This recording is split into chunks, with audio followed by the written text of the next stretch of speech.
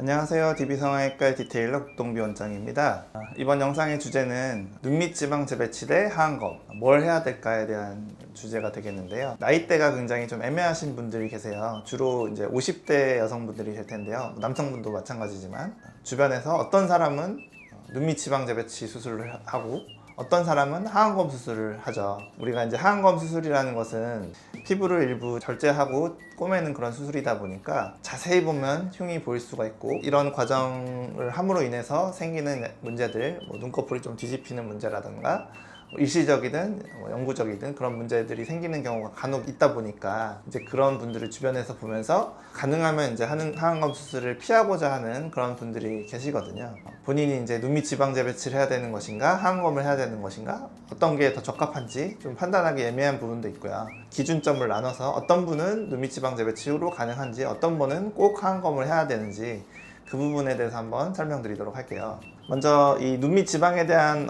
해부학적 구조를 먼저 보시면, 눈 밑에 이제 눈밑 지방이 이렇게 분포하게 되는데 안화 지방이라고도 하죠. 그래서 이거는 어떤 경막이라고 하는 주머니 안에 쌓여 있어요. 그래서 하나, 둘, 세 개 이렇게 나눠져 있는데, 주로 우리가 눈밑 지방 재배치로 수술을 하는 타겟은 바로 이 안쪽 두 개의 지방 주머니거든요. 지방 주머니를 터트려서 지방을 꺼내고 이거를 이제 밑으로 이동하는 이 수술을 이제 눈밑 지방 재배치라고 하는데, 거기서 우리가 하나 알아야 될 것이 이제 오비탈 림이라고 하는 개념인데요. 해골뼈 생각하시면 이렇게 뼈가 있잖아요. 안구뼈가 있는데 이 안에 이제 안구가 있죠. 피부와 어떤 살이 달라붙어 있어요. 그래서 이 경계가 딱 지는 부분이 있거든요. 그게 이제 눈물꼬랑 또는 눈밑꼬랑이라고 하는 건데, 그게 이제 보통은 안쪽이 먼저 보이게 되고 그 다음에 안쪽 지방이 튀어나오는 것이 이제 눈밑의 노화의 이제 시작이라고 보시면 돼요. 근데 이제 이게 더 많이 진행된 5, 60대 분들 보시면은 간혹 가다가 이제 고랑이 바깥쪽까지 보이는 경우가 있거든요. 바깥쪽 지방도 튀어나온 분들이 계시고요.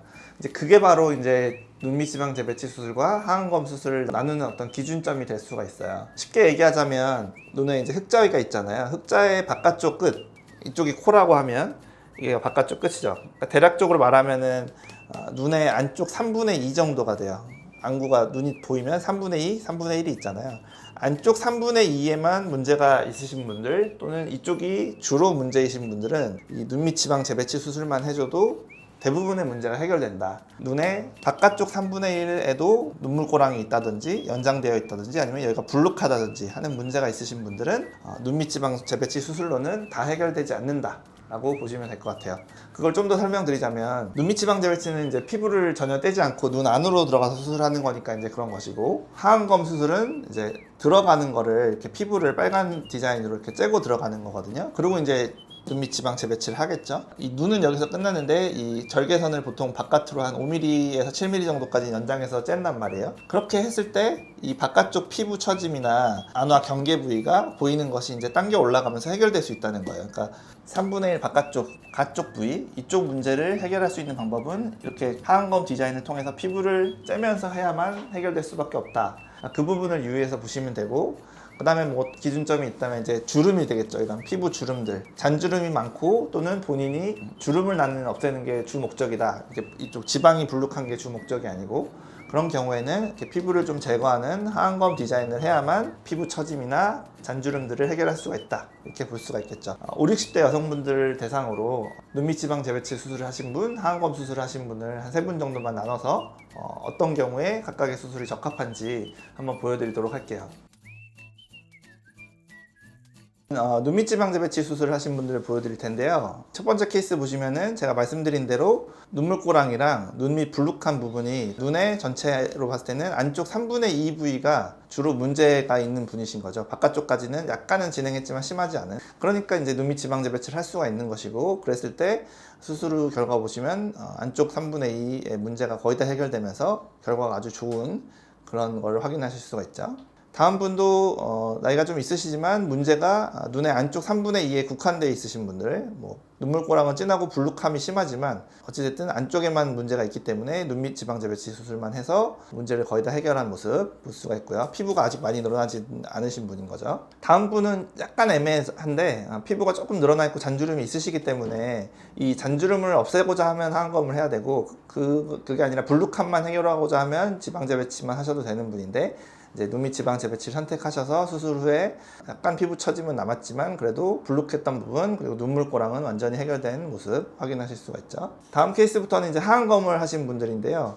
이분의 경우는 사실 불룩함이 전혀 별로 없으셨어요. 피부 주름만 오히려 문제였던 분이신 거죠. 그러니까 이런 경우는 눈밑 지방 재배치하면 별 효과가 없게 되는 것이고, 피부를 제거해주는 하안검을 해야만 이렇게 팽팽하게 잔주름이 다 없어지는 좋은 결과를 얻을 수가 있는 거예요. 그래서 지방 재배치도 물론 예방적으로 했지만 이런 경우는 하안검이 더 적합하다 볼 수 있고요.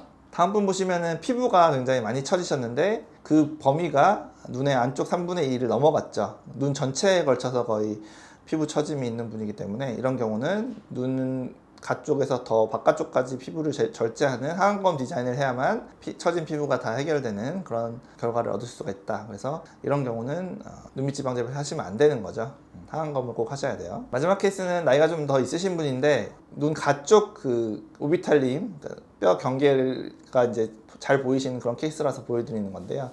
이렇게 눈 가쪽까지 불룩함이 진행하신 분, 그리고 뼈의 경계가 이렇게 보이시는 분들의 경우에는 하안검 수술을 해서 눈 바깥쪽 문제를 해결해야만 그나마 좋은 결과를 얻을 수 있다. 눈이 이렇게 전체적으로 불룩한데 안쪽 3분의 2만 해결되면 오히려 바깥쪽이 더 눈에 띌 수가 있잖아요. 그래서 하안검 수술을 통해서 바깥쪽 문제를 같이 해결해야만 해결되는 그런 케이스가 되겠죠.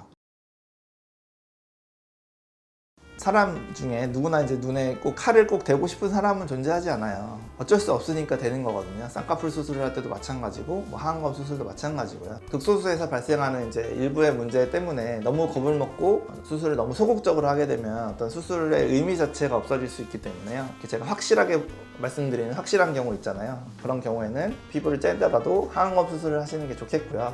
만약에 좀 애매한 경우라면 이제 본인의 어떤 의지를 반영해서 해드릴 수가 있겠죠. 뭐 잔주름은 괜찮으니까 불룩한 것만 해결해 달라라든지 팽팽하게 피부를 안 하더라도 안전하게 눈밑 지방 재배치로 해드릴 수도 있으니까 뭐 또 그런 영상을 가지고 한번 찾아오도록 하겠습니다.